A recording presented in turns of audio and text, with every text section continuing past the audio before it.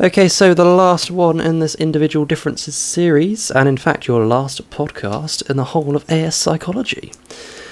We are talking about psychological therapies for abnormality. Number 1, psychoanalysis.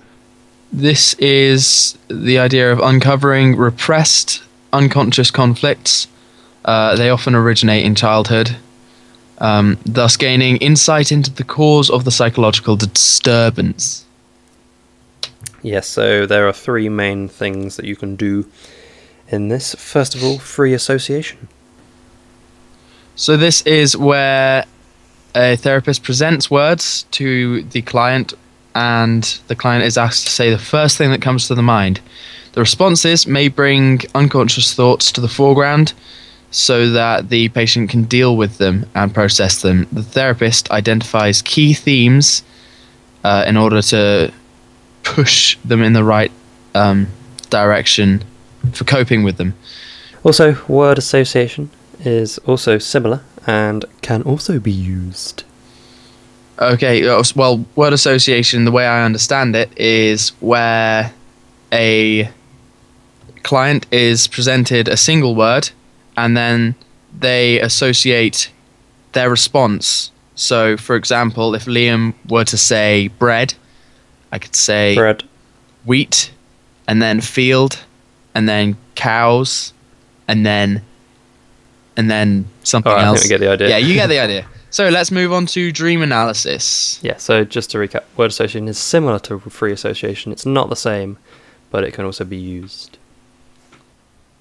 Next, we have a dream analysis. This is where unconscious drives are expressed uncensored in dreams, disguised in symbolic form to protect conscious minds. You can have an analyst interpret the significance of each dream. You can, and we also have projective tests. So the client projects thoughts onto a stimulus material, for example, an ink blot, the ink blot test. Clients are asked what shape they see in an ink blot, what it means to them with a sequence of different blots. Themes of anxiety may arise. Yep, and we can evaluate this positively. First of all, it does actually attempt to find the root cause, which none of these others do, so that's good. Also, it was found that there are fewer physical risks than invasive biological therapies. Negative. Negative. Negative. 66% of control groups improved spontaneously, and 44% of those were receiving therapy.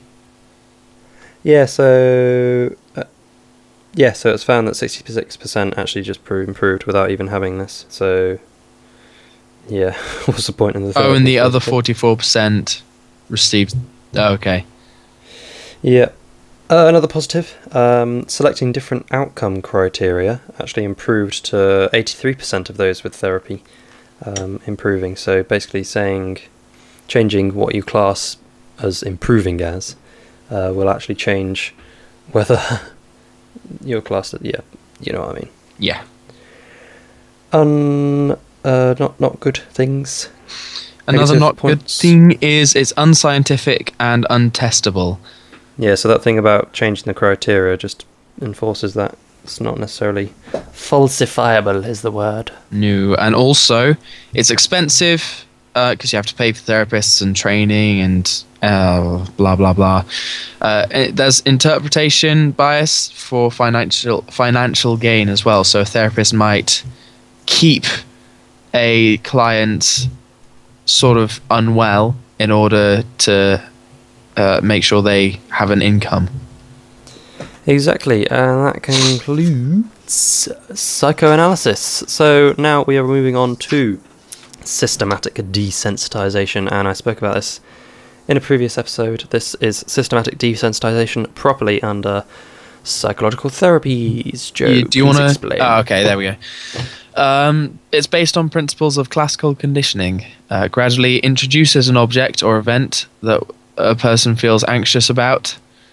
There are several steps, including the relaxation of muscles, the construction of a desensitization hierarchy. So this can be oh, I could look at a picture of my phobia, and then the next in the hierarchy can be, I could look at my phobia through a glass wall, and then the next thing could be, I could be in the room. Is that what glass walls are? My God. The next one could be, I could be in a room with it, then I could touch it, then I could hold it in my mouth. I don't know. I don't think most people need to hold something in their mouth to get over a sphere. Yeah, well, it would definitely prove that you're over it, right? Yeah, so basically you work down your hierarchy and you eventually master your fear. Way. I would say if you can hold a spider in your mouth, you are not scared of spiders. Oh my God, I don't think I could. Oh. Let's not think about that. Yeah. Evaluation is first positive. The patient is in control of this, which is good because the patient is in control of it. Yes. Also, positive, it found that the high success rate of actually 75% of people just with simple phobias, and 90% after just 5 sessions for blood injection phobias. A negative point of this is that it was only 50% effective for OCD. So yeah, it's good for simple phobias, but not necessarily good for more complex phobias like OCD. And also, it only deals with symptoms. This is known as symptom substitution. Yes. Finally, it's not always generalizable to other real life scenarios. Yep. So when you're working your way down this sensitization hierarchy, if you're holding a spider, it might not necessarily relate to real life where you're just, you see one in the corner of your room and be like, ew. Yeah. But it might, you never know. Okay, let's have a look at CBT or REBT. Yes, and this is actually the final thing you need to know in the whole of AS psychology, so you should feel happy at this stage. Woo! I'm happy. I'm happy too. Even though the exam's in like 5 days. Oh well, that's more than time than we had for Unit 1, so that's good. Yes. I think we had just a weekend. Ah well, let's not talk about that, that's in the past. Cognitive behavioural therapy, and in particular we're looking at rational emotive behavioural therapy here. Yes, so that's what REBT stands for. It's based on Ellis's ABC model. It helps clients understand the rationality of their thoughts and substitute in more effective problem-solving methods for, these unhelpful thoughts.